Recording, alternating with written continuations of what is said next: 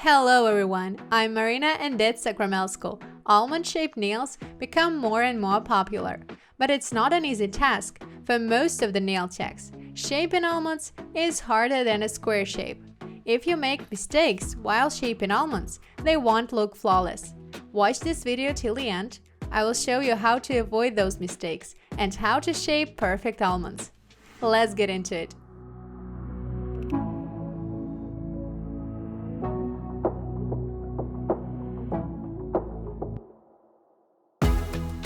From the top, I can see that the ring and the middle nails are growing to the side. If I draw the central axis, it will be much more noticeable. I can also see that the nail is growing downwards. I need to fix it while filing. The lower parallel should be parallel to the central axis, if viewed from the side. The first mistake is the base leftovers. Many nail techs only remove the color and leave a thick layer of the base coat. The nails seem to be wider than they actually are. Remove the material up to a thin underlay. This is 10 to 20% of the old coating, as long as it doesn't peel off. The remaining base, especially in a thick layer, ruins the shape of the nail. While filing, you will see that the side walls are very thick. To narrow down the nail, you need to remove these bumps, making long moves to the center.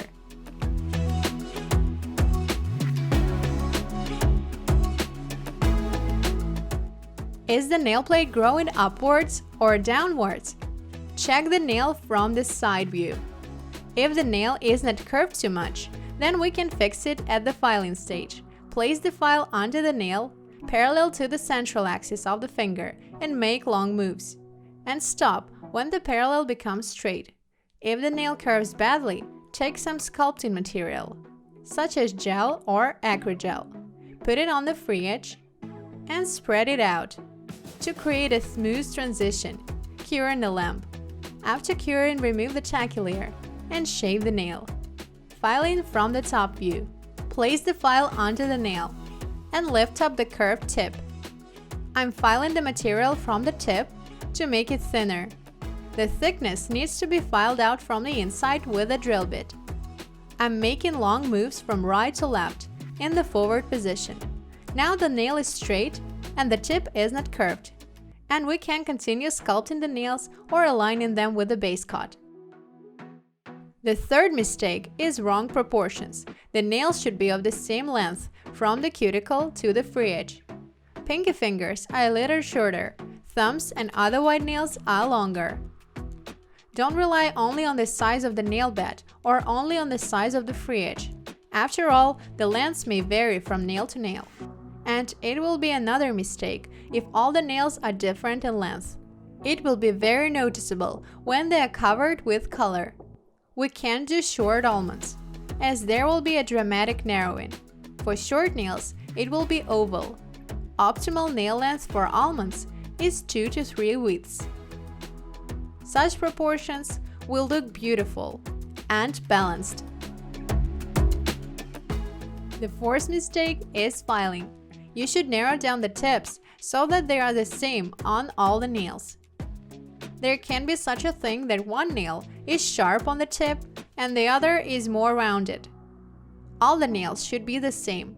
If you choose a sharp shape, then shape all the nails equal. Start narrowing them down at the same point.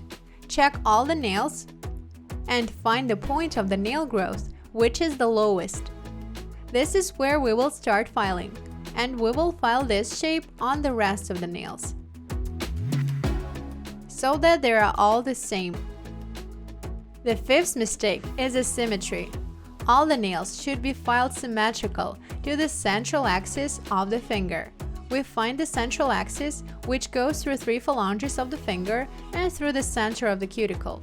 Find a point from which we need to narrow down our almond shape.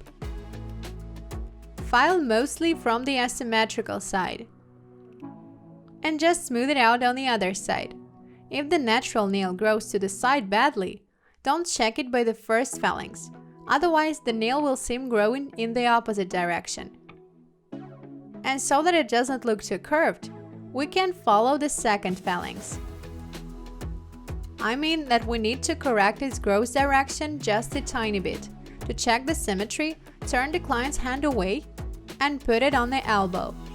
If needed, we can touch up the shape in this position. If you want to change the growth direction completely, then you can do it with a camouflage sculpting gel.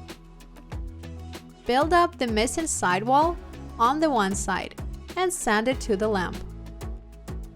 If the phalanx is totally crooked or broken, don't try to change the direction of the nail growth completely, as it will be very noticeable. Change it in such a way that it looks natural. Remove the tacky layer after curing the material.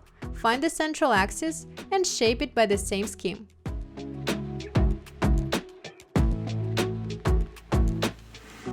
The sixth mistake is filing moves at the nail growth points. Look at the nail from the top. Press the file without touching the growth point and make long swinging moves. Moving to the central part. Slightly smooth it out from the other side. Put the finger on the side and file a straight lower parallel. If you don't put the hand on the side, the lower parallel will be uneven. Place the file under the nail from the growth point and move in one direction to the free edge. Moving from left to right closer to the free edge, then put the finger on the other side, pushing back the side fold. Now the file is under the nail, and I form a straight lower parallel here as well. The seventh mistake is a twisted transverse arch. When the nail grows bent and curved, nail techs often struggle with filing nails with twisted transverse arches. But there are several ways to solve the problem. You can file it as it is, but from the top. Or you can completely remove the length and extend the nail in U. The eighth mistake is over-filing at the growth points. When the nail tech places the file like this and touches the nail bed, making such moves so the nail plate is getting caught at the growth point. Over time, the nail becomes thinner, which lead to cracks. Don't try to narrow down the nail plate more than needed. If your client's nails are wide, then sculpting and clipping them will help. Often, such narrowing at the growth points can lead to onycholysis, when the nail plate is peeling off the nail bed. Or the nail growth point will get higher and higher to the cuticle area.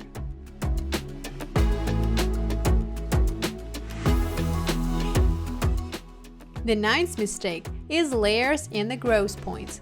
It is one of the most common mistakes. When the file is not under the nail and not at the nail growth point, and you file in such a static position, it leads to layers or bumps at the growth points. The nail will also break very quickly. And the 10th mistake is narrowing down the nail when viewed from the top. You can only do it if the nails are flat. If they are arched, the lower parallel will be curved, so pay attention to it. Many nail techs don't turn the client's finger and file in a static position, and as a result, there is an uneven lower parallel with such a curved line. So turn the finger to see every area you are working with.